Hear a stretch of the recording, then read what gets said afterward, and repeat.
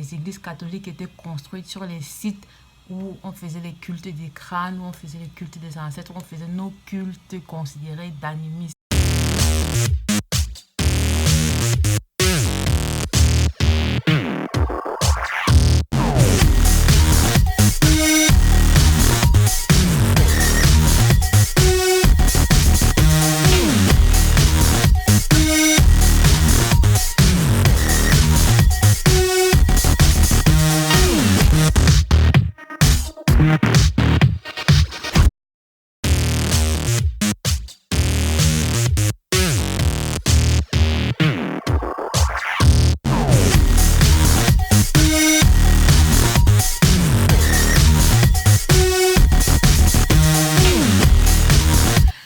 Coucou les amis, bienvenue, on se retrouve pour une nouvelle vidéo et la tête, la coiffure, c'est fait exprès en fait parce que le sujet dont on va traiter c'est un sujet qui fait peur. On va parler d'Halloween. La tête c'est de circonstance, hein, c'est fait exprès, n'allez pas vous dire que c'est le nouveau style afro à la mode à Shanghai, quoique ça pourrait le faire, hein. Mais bon, aujourd'hui, ça c'est ma coiffure qui va aller avec mon costume, le costume que vous avez vu dans la partie précédente de la vidéo en fait. C'est Crazy Scientist quoi, la scientifique folle en fait. C'était mon costume d'Halloween. Donc là c'est juste la coiffure qui allait avec. Voilà. Donc j'ai juste ébriefé les cheveux comme ça. Genre vraiment quoi. À la fin de la soirée, j'avais vraiment cette tête. Donc, trêve de blablaterie, allons dans le vif du sujet. Il faut savoir que c'est ma première année à Shanghai et du coup, c'est la première fois que j'ai l'occasion en fait de fêter Halloween, si on peut dire ça comme ça, parce que bon, pour moi, c'est une fête c'est une fête européenne en fait, c'est pas vraiment une fête africaine. En tout cas, j'ai jamais eu l'occasion avant de participer à tout ce qu'il y a autour d'Halloween, les déguisements, tout ça. Donc voilà, cette année c'est fait. Et je me suis un peu renseignée, je me suis dit, mais je vais pas aller à une fête et je sais pas qu'est-ce que je fête en fait. Du coup, je me suis un peu renseignée sur Internet et tout. Je vous mets les sources de toutes mes informations seront dans la barre de description, enfin, dans la description en bas de la vidéo. Donc voilà, je me suis renseignée et je me suis rendu compte qu'en fait, on n'est pas si différent que ça. C'est vrai que c'est un peu tiré à l'extrême, tiré par les cheveux dans la culture européenne. Mais je me rends compte que à la base, toutes les cultures, que ce soit européennes, africaines ou chinoises, on se fond d'histoire en fait. Se fond on va dire, célébration de la mort. Ça se retrouve dans toutes les cultures, sauf si, bien sûr, on va accorder plus ou moins d'importance d'une culture à l'autre. Donc voilà, dans la culture européenne, c'est vraiment c'est considéré en fait comme une fête païenne. Et dans la culture chinoise, c'est pas fêté en fait pas Halloween. Cela n'empêche que j'ai trouvé toute une variété de monstres, d'histoires de monstres, de fantômes, de célébrations de mort, même de cultes de crânes, les cultes des crânes qu'il y a chez nous, les Bamileke au Cameroun. Il y a ça également en Chine, il y a ça également en Amérique du Sud, quand j'ai trouvé, en tapant seulement sur Google, qu'en fait, dans plusieurs cultures, il y a ça. Donc, ça veut dire on n'est pas... ouais, parce qu'on est un peu stigmatisé, il faut l'avouer, on est un peu stigmatisé, la culture bamileke avec la célébration, le culte des crânes, ouais, machin, c'est animiste, vous croyez pas en Dieu.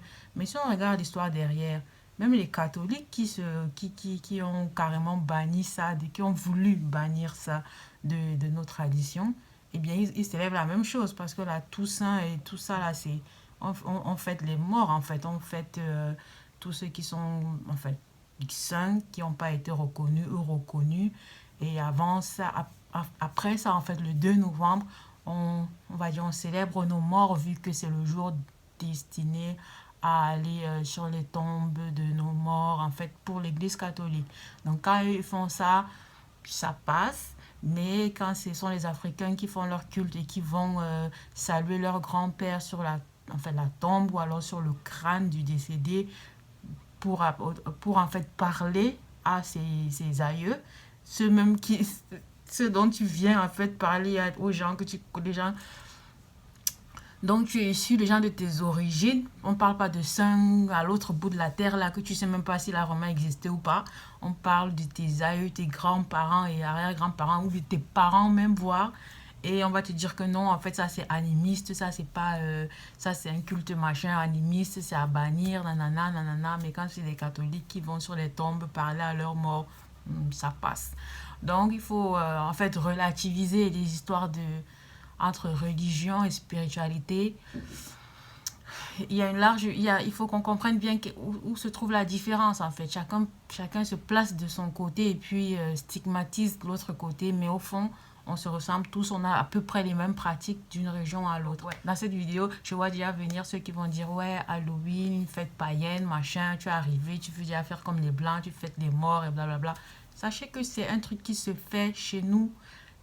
Pas qu'on fête les morts, mais il y a un jour ou alors des occasions précises où on va rendre visite à nos morts, où on va parler à nos morts.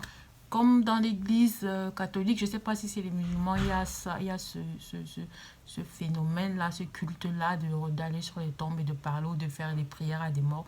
Je ne sais pas, mais je me doute bien que ça pourrait exister vu que ça existe déjà dans plusieurs traditions ou autres, en fait dans plusieurs spiritualités du monde.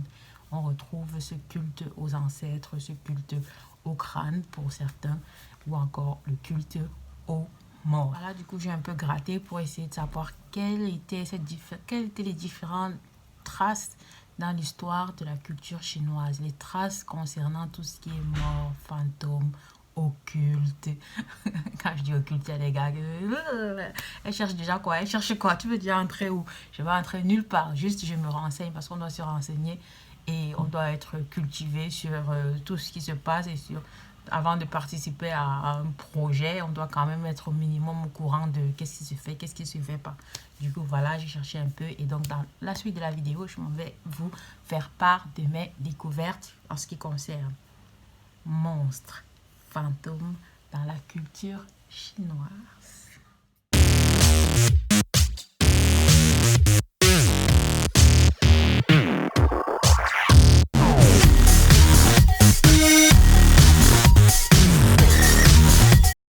Donc déjà, à l'issue de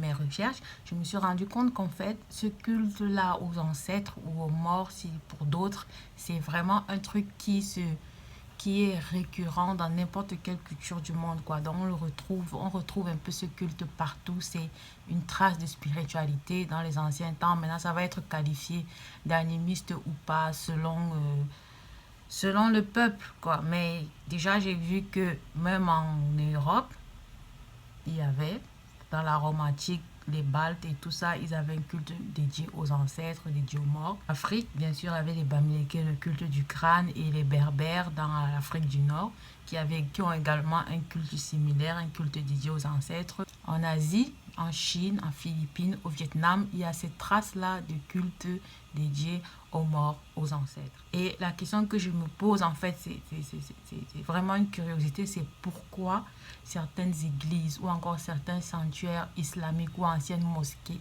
ou les mosquées sont construits sur des anciens sites de célébration de ces pratiques qui sont qualifiées de païennes. Parce que si vous regardez dans l'histoire, je me suis rendu compte en cherchant qu'en fait, les églises catholiques étaient construites sur les sites où on faisait les cultes des crânes, où on faisait les cultes des ancêtres, où on faisait nos cultes considérés d'animistes. Pourquoi ces églises, ces religions qui se disent, entre guillemets, des religions validées, acceptées, qu'on nous impose, pourquoi aller établir leur site exactement sur le même lieu où on retrouve où il y avait nos anciens sites, nos anciens sites spirituels, quoi.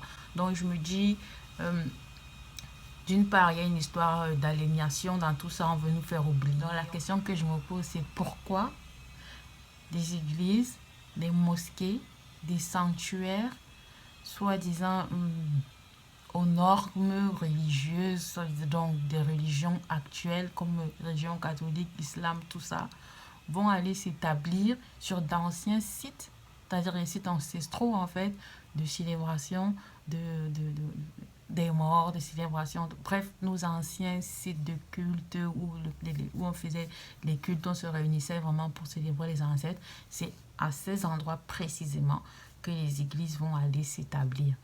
Quelle est cette puissance-là qu'on veut absolument étouffer, qu'on veut absolument remplacer, convertir, travestir?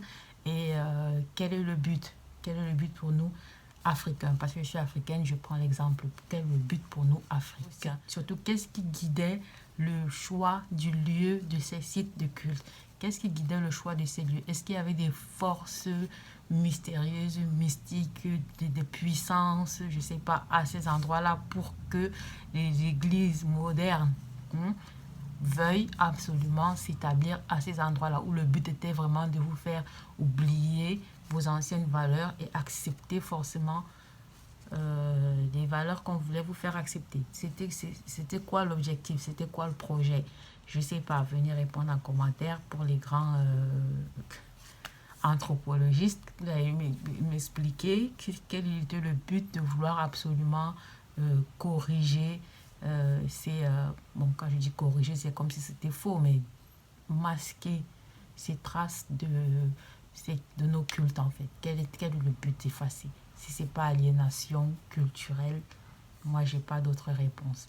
Donc entrons dans le vif du sujet, c'est-à-dire les monstres, les fantômes, les cultes occultes dans la culture chinoise. La première chose que j'ai lue, c'est que la culture, en fait, ce culte ancestral était autrefois, enfin, dans les temps immémoriaux, c'était réservé aux seigneurs, aux grands patrons. Bon, c'était pas pour la populace.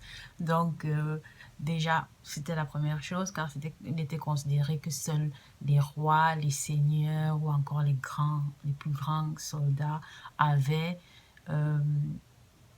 accès à une spiritualité, avaient en fait le droit à cette célébration, à cette commémoration de leur existence. Du coup, ce n'est que ces lignées de grands-là qui pratiquaient en fait ce culte aux ancêtres. Il a été de tout temps ici en Chine admis que les communications entre morts et vivants doivent être établies et maintenues pour assurer une certaine protection en fait des vivants. Donc, vraiment très ressemblant au culte des crânes des Bamileke, hein, parce que les ancêtres qui étaient dans des urnes ou qui étaient on va dire, momifiés en quelque sorte, les descendants venaient avec des dons, de la nourriture, des tout. Ce qu'il faut savoir, c'est que chez les Bamileke aussi, c'est pareil dans le culte des crânes. Je parle des Bamileke parce que je suis Bamileke, je parle de ce que je maîtrise.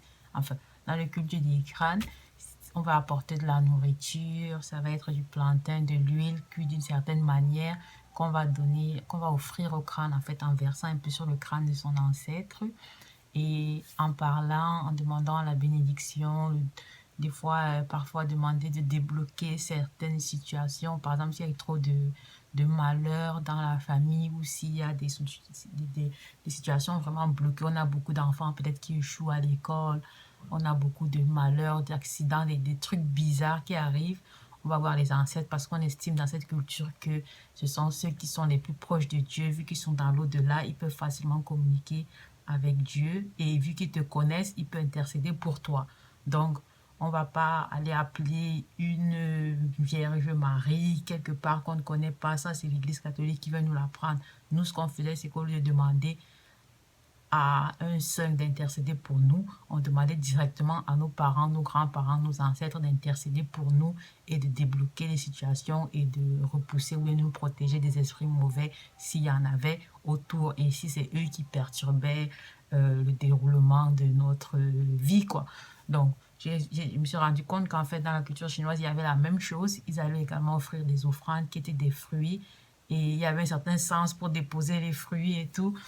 Et même, il y avait une façon de marcher, en fait, en venant en présence de ses ancêtres pour, disons, toujours être de face, faire le tour 3 fois de la tour, comme j'avais fait à Suzhou.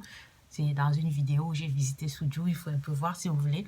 Du coup, il y a des rites à respecter, qui sont les rites ancestraux, et dont le but était justement de montrer ce respect-là, de garder toujours cette place des anciens, de ceux qui ont vécu avec nous et qui sont partis, de maintenir leur place en fait dans notre quotidien. C'était une façon de garder le lien entre les membres d'une famille, ceux qui sont partis et ceux qui sont encore vivants, quoi.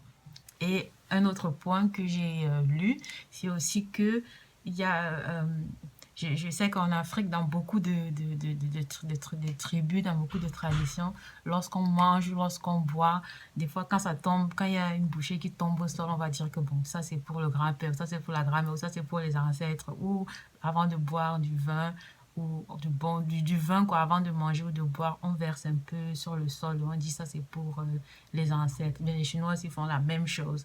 Donc c'est un point qu'on a en commun quoi, dans nos différentes traditions. Donc, de la même façon que dans les tribus bamileke, on a une case ou je vais appeler une petite maison en fait qui est réservée, qui est considérée comme la maison des crânes, qui va être à côté de la maison familiale. Dans cette petite maison, il n'y a que les crânes des membres de la famille. On peut retrouver vraiment des crânes jusqu'à quatre générations en arrière, quoi, si le crâne n'a pas été conçu par les effets du temps et les intempéries et tout ça. On peut retrouver jusqu'à 4 générations différentes de crânes dans certaines des petites maisons de crânes là, dans les pays de l'Ouest, dans les régions de l'Ouest en fait. Et chez les Chinois, c'est la même chose. Ils vont avoir une petite maison dédiée uniquement aux ancêtres en fait. Mais juste que c'est pas juste le crâne, ça va être ça va être la tombe de l'ancêtre en fait. Et là, il va avoir un petit hôtel avec des petits manuscrits, talismans, des petits trucs comme ça pour la célébration, en fait, pour les occasions où ils viennent rendre visite à cet ancêtre, à ses ancêtres, à ses morts. Donc, ça a la même fonctionnalité. Donc, je vais vous mettre des exemples de photos dans les deux cas. Donc, ce que je veux souligner, en fait, c'est qu'on a à peu près les mêmes pratiques et on a à peu près la même spiritualité, même si on va donner des noms différents, même si on va avoir des exécutions différentes dans la pratique. Dans le fond, on a tous les peuples ont la même spiritualité, tous les peuples reconnaissent qu'il y a un Dieu qui existe. Maintenant, certains qui se qualifient de plus ou moins évolués vont mettre en fonction de leur soi-disant élévation, vont aller rajouter plusieurs intercédants ou intercédeurs, je ne sais plus comment on dit le mot, bref, il y aura plusieurs émissaires entre les hommes et Dieu selon le niveau d'évolution dans la civilisation, selon peut-être le niveau de colonisation. Parce qu'il faut savoir qu'à la suite, certaines religions ont pris le dessus et ont un peu imposé leur façon de voir, leur rituel à tout le reste de la planète. Je pense aux religions bouddhistes, catholiques, bien sûr, parce que les protestants dérivent de catholique. Donc, quand je dis catholique, c'est vraiment genre la mère et tous les dérivés. Et puis musulmanes. Ce sont des religions qui vont venir imposer une façon de faire, mais sinon le fond, c'est un fond qui est partagé, quoi. C'est un fond commun. Donc, j'ai également découvert que dans la culture chinoise, il y a une fête qui est appelée en fait la fête des fantômes. Cette fête est célébrée le 7e jour, en fait le 15e jour du 7e mois. Ça veut dire que c'est célébré le 15 juillet. Donc c'est un peu le Halloween si on regarde bien. Dans cette fête, il est dit que ça célèbre en fait tous les esprits, en fait parce que le mois de juillet est considéré comme le mois des fantômes. C'est un mois où tous les esprits qui n'ont pas trouvé la paix, qui ne sont pas partis, vont particulièrement se manifester. Les esprits qui vont se manifester, ça va être des esprits errants, c'est-à-dire les esprits des gens qui sont morts loin de leur pays, les gens qu'on n'a pas suffisamment dont on n'a pas suffisamment rendu hommage, c'est-à-dire que la famille les a carrément oubliés, n'ont pas eu de culte, ou encore les gens qui sont morts d'une mort brutale dans les accidentés, ce genre de trucs. Ils sont censés particulièrement se manifester lors de ce mois, et pour les aider à s'en aller, à apaiser, à éviter la malchance dans les familles concernées, les familles sont censées faire des banquets, faire des banquets, de la nourriture, des célébrations, des fêtes nocturnes avec des feux de bois et tout ça. Là, vous aurez un exemple, une photo. Donc, voilà, c'est un peu le Halloween à la chinoise. Je ne sais pas trop si c'est le 15 juillet parce qu'il est dit 15e jour du 7e mois lunaire. Dans le calendrier lunaire, je ne sais pas à quoi ça correspond exactement. Bah, on va dire que la date, c'est ça en fait. 15e jour du 7e mois dans le calendrier lunaire. Donc, je vais vous présenter une petite sélection des monstres et des fantômes chinois. Les démons juges des enfers. Rien que le nom, ça fait peur. Moi-même, en prononçant, je dis « je ne veux pas rencontrer l'autre sidère ». Dans la culture chinoise, en fait, il se pourrait que l'enfer soit comme un miroir de la société actuelle. Et ceux qui vont en enfer, ceux qui se sont bien sûr mal conduits. Et du coup, en enfer, il va y avoir des tribunaux avec des rois juges, avec des démons tortionnaires qui, lorsque vous allez être déclaré vraiment coupable, vont vous torturer jusqu'à la fin des temps. Donc, ceux qui ont menti, par exemple, vont avoir la langue coupée. Et je vais vous montrer une photo. Ici, il y a un argent, en fait. Quand je parle d'un argent, ce sont des faux billets et on appelle ça l'argent des morts. Et dans les pratiques chinoises, en fait, vous allez brûler ces billets-là sur la tombe ou alors sur l'autel où vous priez pour votre mort. Vous brûlez des liasses de billets, vraiment des liasses de billets. Mais bon, c'est l'argent en papier, mais voilà. Donc, vous brûlez ces liasses de billets pour commémorer votre mort. Et j'ai appris qu'en fait, cet argent que vous brûlez, c'est pour aider enfin, pour aider vos défunts, ceux qui seraient en attente dans les tribunaux avant de savoir si, en fait, qui seraient dans le purgatoire, en fait, avant de savoir s'ils vont au paradis ou en enfer, qui attendent d'être jugés, c'est leur permettre d'avoir de l'argent. Parce que dans dans l'entendement en fait chinois, il est admis que si tu es au purgatoire, tu peux encore soudoyer les juges. Tu peux encore soudoyer les juges et tes tortionnaires, tes bureaux, afin qu'ils te laissent partir du bon côté, quoi. Donc, l'argent qu'on brûle, qu'on envoie aux morts, c'est pour que là-bas, ils puissent offrir la liberté, ils puissent offrir de meilleures conditions de vie là où ils sont. Donc, du coup, on brûle cet argent sur les tombes ou alors sur des lieux, dans des carrefours. Bref, des lieux où on estime que voilà, l'esprit peut être ici, où on prie pour lui, quoi. J'étais surprise dans mes lectures de voir que dans toute cette panoplie de monstres et de démons, il y avait un qui était appelé le renard à 9 queues. Je me suis dit, ah, mais ça c'est Naruto. En fait, il est vraiment dans la culture, quoi. Il est vraiment dans dans les croyances ancestrales qu'il y a un démon, je ne sais pas si je peux dire monstre ou démon, qui est sous la forme d'un renard à 9 queues. Et d'après la légende, ces esprits peuvent être bons ou mauvais. Et, en fait, ces esprits se manifestent sous forme de belles, de jolies femmes, séduisent les hommes, mangent leur foie ou leur cœur dans le but de rester immortelle, de rester toujours belle pour l'éternité. En fait, quand j'ai lu ça, je me suis dit que mais ça, ce sont nos mamies Wata. Ce sont nos mamies Wata. Donc, vous voyez que en fait, on a plein de points en commun, sauf qu'il va y avoir